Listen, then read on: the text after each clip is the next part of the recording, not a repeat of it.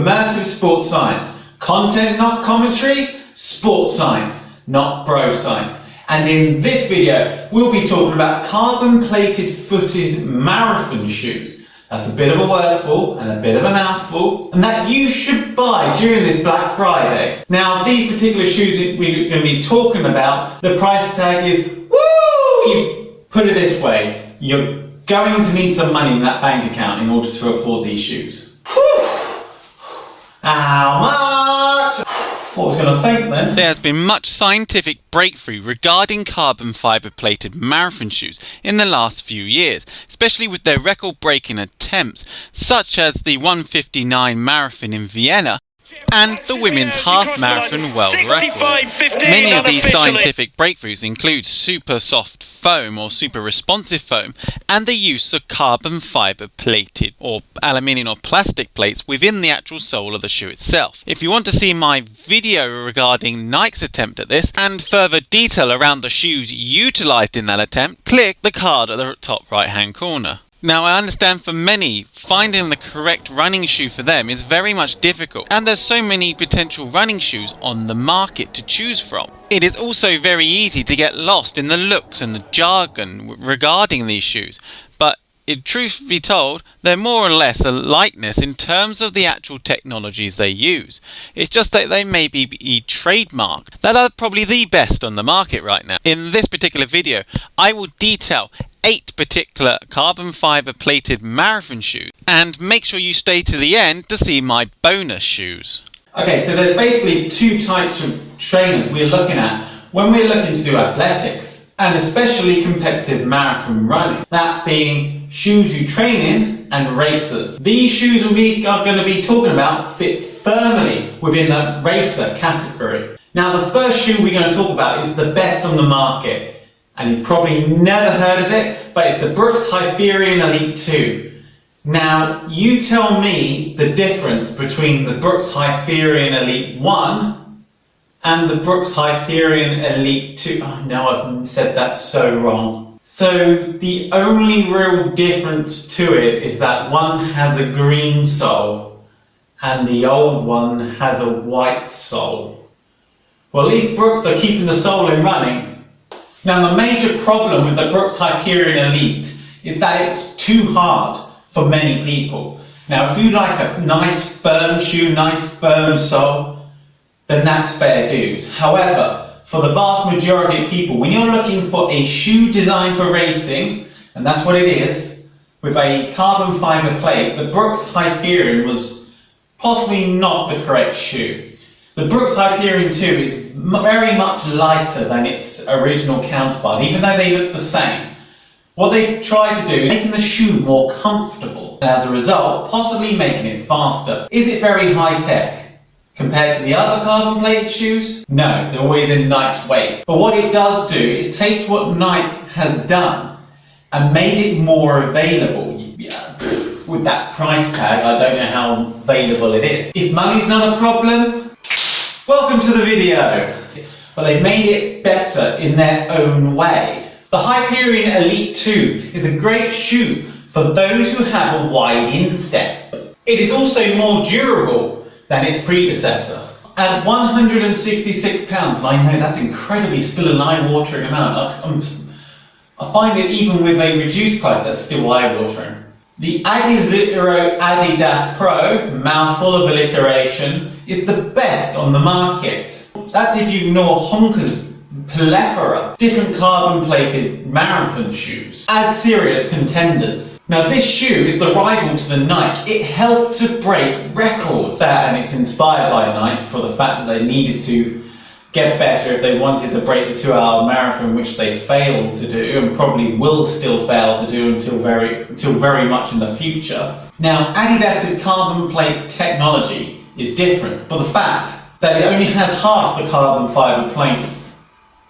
And instead of utilising a full carbon fibre plate through the shoe itself, it instead has a number of rods, aluminium based rods, with a carbon fibre plated under each toe, with a separate nylon heel plate that sits above the midsole. This provides better ankle stability and durability of the actual shoe itself. in theory. Traditionally, if you look, well, I don't know traditional, the very new shoes, but if we look at carbon fibre or even metal plated running shoes, or even plastic plated running shoes, we have the plate all the way through the actual shoe itself.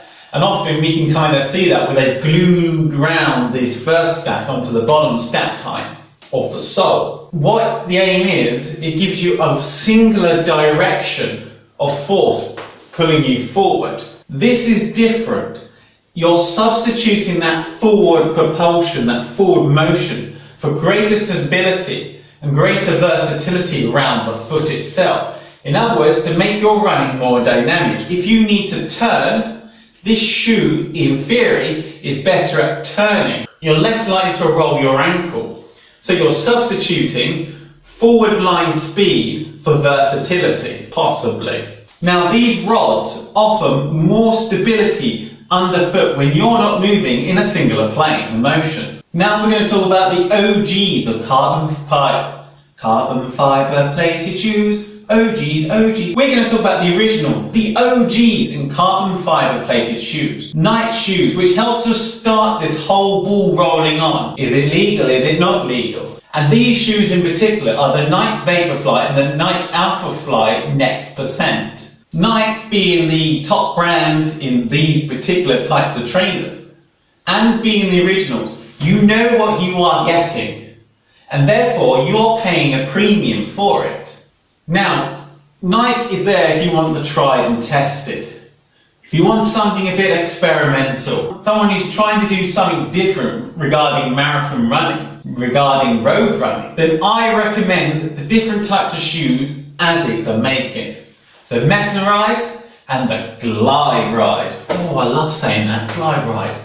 Take a joy on my Glide Ride. Oh, that sounds so pervy. Oh, you take a joy on my Glide Ride. Take a joy on my Glide Ride? What the hell am I talking about? Let's put it this way. It sounds better if you sing jazz to say the word Glide Ride. Now, ASICS have a number of interesting shoes regarding carbon fibre plated feet, as well as a number of tested shoes revolving around carbon fibre plated shoes. The Glide Ride and the Meta Ride fit into the category of interesting. The science behind it, although the science behind the whole plastic and carbon fibre and aluminium plated shoes is highly experimental, but these are even more so. The science behind it is almost non-existent, but what ASICS are trying to do is trying to do something different to make the shoe better, to try and take Nike's designs and see what we can do in order to better, to make a faster shoe. Or at least they could try and sell a few more, which is probably what's more likely going to happen. By having slightly a lower stack height and a much more flatter base, these shoes, the Meta Ride and the Glide Ride, are designed for those people who have very flat feet. So if you're a runner with flat feet or land with a midsole rolling through onto your forefoot, these shoes are for you. The vast majority of shoes are said to be versatile, but in reality are designed or aimed at either heel or forefoot, mainly forefoot running. So put it this way, if you are flat-footed or land with a mid part of the foot, then the Meta Ride and the Sex Pest shoe are probably the right shoe for you. Talking about doing things differently, New Balance has came up with the idea with their inspiration from both spikes and from barefoot running, although it must be stated that all the shoes in particular I have shown have taken some kind of inspiration from barefoot running in terms of making their shoes lighter, however perverse that may sound. The shoe is designed like a track spike with very light material on the top, utilising different types of plastic. Sole utilises super foam with a greater inspiration from motor racing tyres, slick tyres. Although I'd argue that the ASICS Meta Racers are more like F1 tyres than these particular shoes. Utilising a harder super foam plastic on the bottom of the foot, it means that you are able to save on weight. Although I wouldn't put it past you that these particular shoes do not perform well in wet weather, although New Balance seem to think they do. This shoe is particularly exclusive. It is only available on their website, and you can only find it from the search bar itself. not with the rest of the Fuel Cell shoe series.